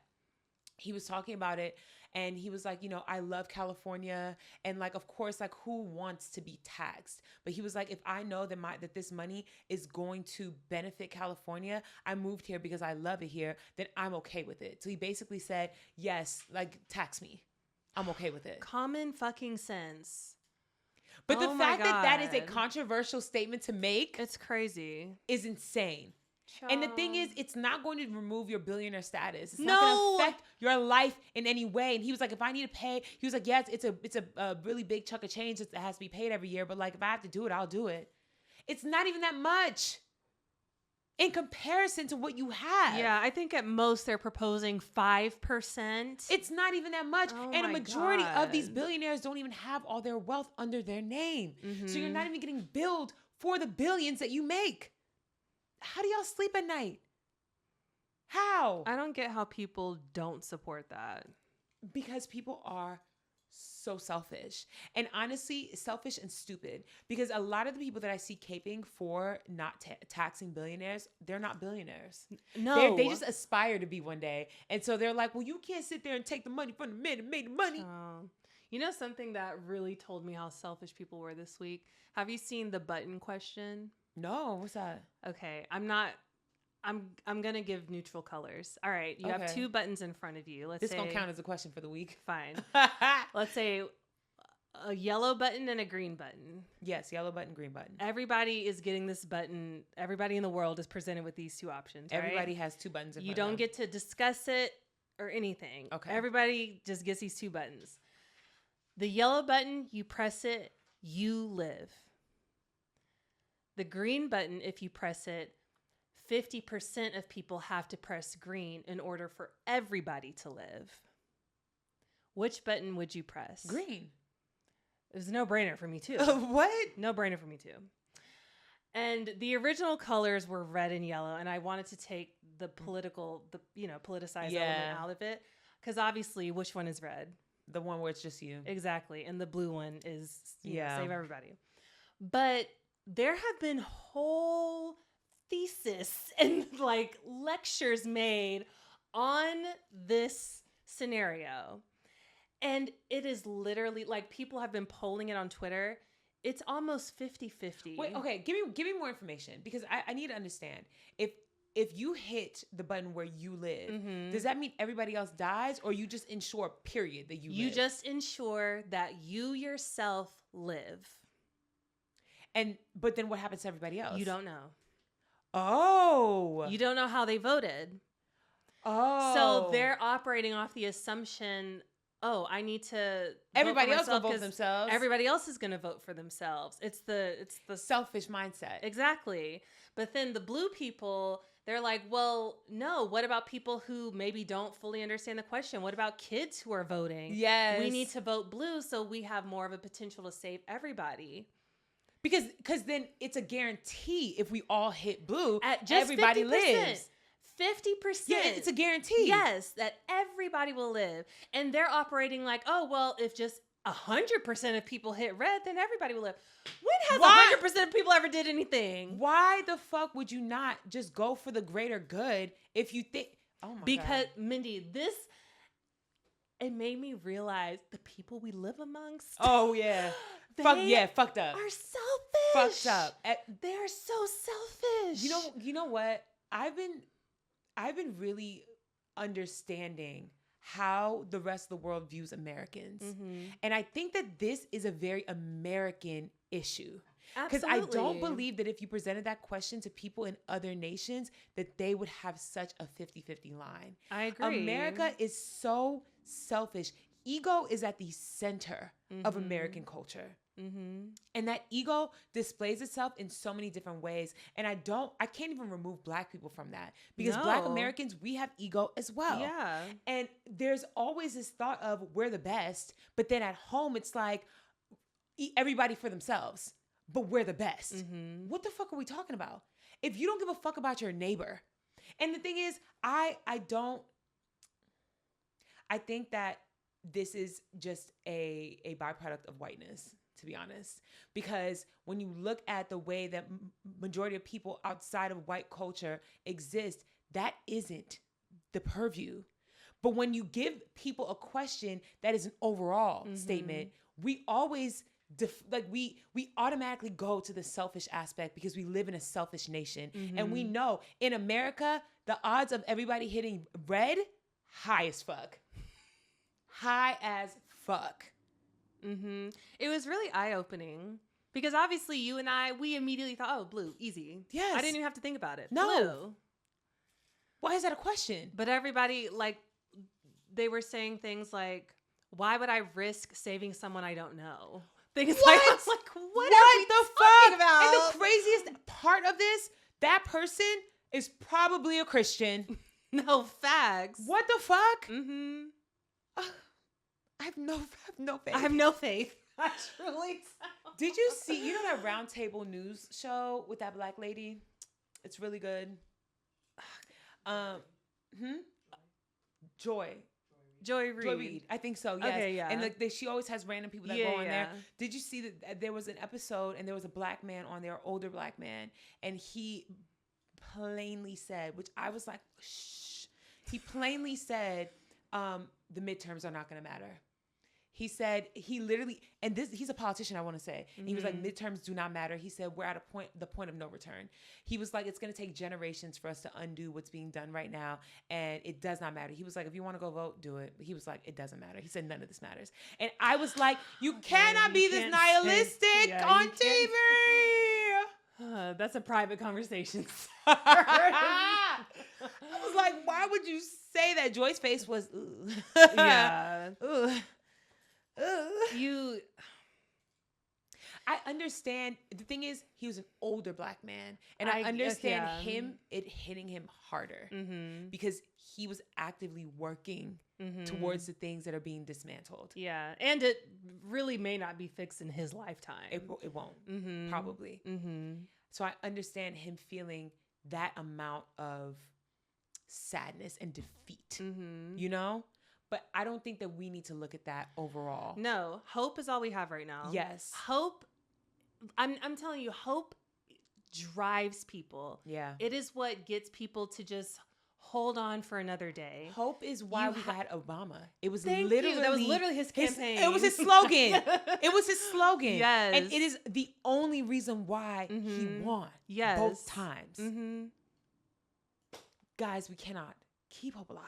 Please. You have to. We cannot let go. And I do, like, we always talk about how bleak it is and how we live amongst selfish people, clearly. But I do still, I am hopeful. I am too. I am hopeful for a better future. I don't think this is it. I have no choice but to be hopeful because even, the thing is, as much as we talk about leaving and all that shit, I don't want to. No, I don't want to either. I'm born and raised here. This is my country. I love all of my people. I love the city that I live in. I love being in certain parts of America. I just hate what we have become. And I know that there is a way for us to fix it. But if we are not all on the same page, it does not matter. It's the button question, IRL. Yeah.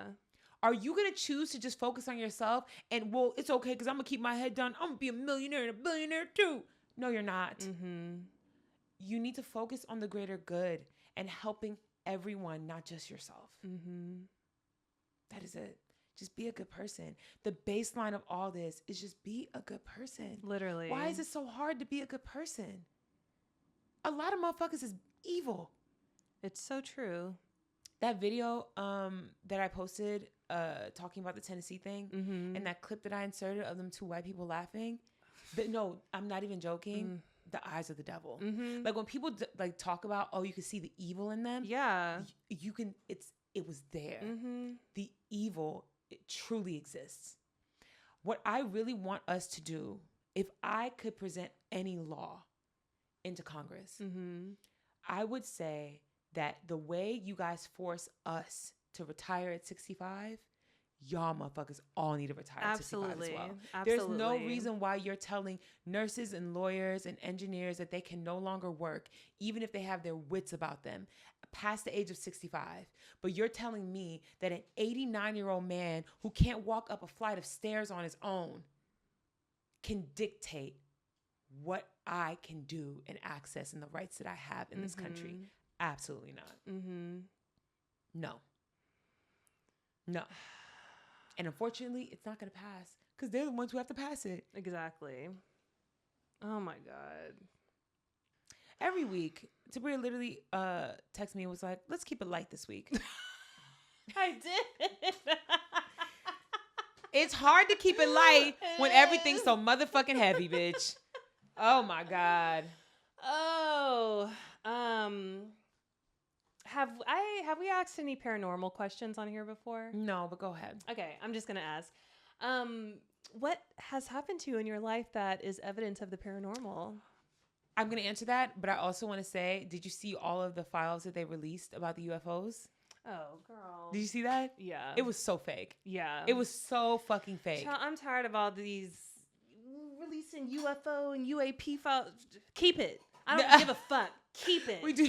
Let's see niggas talking to me directly. Okay. I do not care. That's how I feel about it. Unless I need you to broadcast one of these motherfuckers with a mic in their hand. Thank you. And if they are not sitting there talking to us from space, I don't care. I don't care. Okay, paranormal. Let's see. I've had a lot of paranormal, like I've had a lot of like woo-woo things happen. Tabria knows. I don't know what like the most is. Probably when I had that nightmare about my granny coming to me telling me to break up with my my boyfriend at the time. Remember this? Yeah. This is like early on in me and Tabria's friendship. And she had found this lady, or one of her coworkers told her about this lady was a psychic who was like out like damn near Mexico. And you had to leave early as fuck in the morning to drive and park. And she had no appointments. And you had to pay, she didn't have a price. You just donated whatever you wanted. Yeah. And Tabria was like, no, everybody's saying she's so accurate. We gotta go. And I had a dream that night. And in it, me and Tabria went, and the person who's reading me told me that I need to break up with my boyfriend or else he was gonna kill me. And she was like, you cannot tell him. And in the dream, I went back to my apartment, saw him, told him, because at that point in time, I was very my man, told him. And he was like, what the fuck? Ain't nobody gonna tell my bitch to leave me, which is a very accurate representation of how he would have reacted. And he was like, get the fuck in the car. Get in the car, drove out there, and she like did some woo things to him, made him leave me, abandon me. Then she yoked me up against a wall, was like, what the fuck did I tell you, bitch? And her veil falls off, and it's my granny. And why are you gasping like you don't know the story? Still, I'm reliving it. Okay. So then in the dream, I'm literally shook. She was like, this is the last time I warn you. If you get back with this man, if you are around him anymore, bad things are going to happen. And literally in the dream, I leave, walk on foot, find a motel because he had left me. In the motel, he starts banging on the door. He's like, I can't believe I left you. I don't know. She did some magical witch shit to me. I'm so sorry, baby. Let's leave. And I was like, we cannot be around each other. He convinces me to let him stand on the balcony and then so we could talk through the screen door. Okay. Thank you. And as we're talking, it gets super stormy, right? Gray skies, fucking wild. I'm like, oh my God, a storm's a brewing. And before I could even react to say anything to him, it starts pouring down rain and a gust of wind blows him off the balcony and he's just gone. I back up into a wall because I'm shook because I just seen this nigga to fly off. And as I back into the wall, I realize it's wet and it's like all the walls are leaking. So I start screaming, wake up. It's in the middle of the night. Now I'm back to reality and I'm in a cold sweat. This nigga next to me, mouth breathing. And I'm like, I gotta get up and get out. I get up, I go into the living room because I'm like shook. I cannot sleep. It's like 4 a.m. or like 3, 4 a.m. I can't call Tabria. She sleep. I can't call my mama. Everybody sleep. Yeah. And I'm not about to wake you up and say, I had a nightmare. I'm not going to do that. So I start watching Family Guy. And as I'm watching Family Guy, I hear dripping. And I'm like, oh my God, what the fuck? Tabria, I like it. What? Genuine reaction. I hear dripping. So I go look outside. This was really crazy. I go look outside to see if it was raining, and it's not raining. So I'm like, okay, Mindy, you're just like still traumatized from this dream, whatever. Get back to watching Family Guy. I still hear the dripping. I go into the kitchen. Everything's fine. So then the apartment that we lived in, the living room was like the first thing you walk into when you open the door. And then there was a hallway that led straight to the bathroom. Bathroom was at the end of the hallway. And then on the right was a bedroom door. Left was like a closet door. I go, I hear dripping. It sounds louder because now I'm hearing it. It's like, you know, the sound of like dripping on something flat is different than dripping onto like actual water where it's like built up. So now it sounds different. I walk, y'all, I'm trying to steady myself because the light's off. I touch the wall's wet. I look ahead and literally it looked like a waterfall. It was just dripping down the bathroom, like archway or whatever, and down the walls. I start screaming. My ex wakes up. He's like, what the fuck? And I'm like, ah. He's like, what the fuck is wrong with you? I'm like, it's dripping. It's wet. He's like, okay. Y'all, why the fuck the next day, our landlord tells us, oh, sorry, like your upstairs neighbor left a tub on and it was a leak, right? So I'm like, what the fuck? I end up running into my neighbor a couple days later and he's like, I'm so sorry about that. I don't know what happened. I went out and like for some reason the bathtub was on, but he was like, I don't even take baths. And I believed him because he was a little funky white boy. Oh my God. But the fact that he was like, I don't even take baths. I don't know how that happened. I've never even I've never filled my bathtub up before. Damn. Yeah. And I was like, oh, that was God. Yeah. Because no shade, that nigga did try to kill me a couple times. No, So Granny was not lying. I think she genuinely Thank did come down, and she God. for real was like, "Bitch, hello," and I didn't listen. Well, you got out eventually. Eventually. That was the same year that I moved out. Yeah. Mm-hmm. Yeah. That was really crazy. Yeah. Dripping on the walls. What? Scary. Yeah. Scary. Damn. How about you? I've just had 2 that I can recall. One, my John Benet stone in the backyard. I have so many. The fact you only have 2. I I know. 6. So I have that one. And then you remember when we went to that Saw escape room in Vegas? Yes. That was a weird one because it was me, you, and Natalia. Was And Matt. Yeah, Matt was with us. Wait, did Jess go too? No, because she don't do scary. No, Jessica. No. She came with the other Jess. She came with us when we saw B2K in Vegas. I just remember being in Vegas she didn't with her. go. Yeah, mm-hmm. different time. But as we were boarding the plane, there were 4 people in front of us that these 4 guys that represented all of us in a way, like a black guy, mixed guy, Hispanic guy, white guy, and the Hispanic guy had on a backpack that said Lorenzo on it, and that was Natalia's last name. Yes, I remember that. It was just weird, and they were all British. It was weird. So we go to this escape room. We do the escape room, whatever. We come back. Before we did it, we had to lock our things up in this little locker room area, and it was small. Yeah, it was not big at all. And these lockers were flush against the wall and flush against the floor. There were no open corners in this room. That's it. Nothing could have gone missing in this room. Mm-hmm. And so I have the key. I unlock the lock. I open the locker. We all get our things. And I just drop it. Yeah. I do not know where that key and lock went. No, I remember that because we were looking for it for the longest time. And the thing is, I need y'all to understand, Tabria don't lose shit. Tabria does not lose shit. It was literally just in my hand. Tabria is the responsible friend that we all give our things to because she always got a fanny pack on, no matter where we at. Yes. She is the keeper of things. That situation, very paranormal. And I'm not going to lie, I told Tabria too, when we were going through the escape room, because it was also really long. It was like an hour and a half. Yeah, it was long. It felt very creepy. Yeah. It felt like, oh, y'all really be doing some shit in here. You know what I mean? It's like y'all fake murdering people, but there's some spirits in this bitch. Yeah. And it was scary. I don't claim to be Miss Cleo, but when some shit is up, I know. I always fucking know. You can sense it in the air. Mm-hmm. I don't like certain spaces in certain places. Like the last bookstore downtown. Yeah. Creepy. Yeah. Weird space. That day, we literally walked through a portal. Yeah. Had to have. It was fucking weird. Yeah, there's no reason we shouldn't have been able to find that lock. It was fucking weird. It was a lot going on.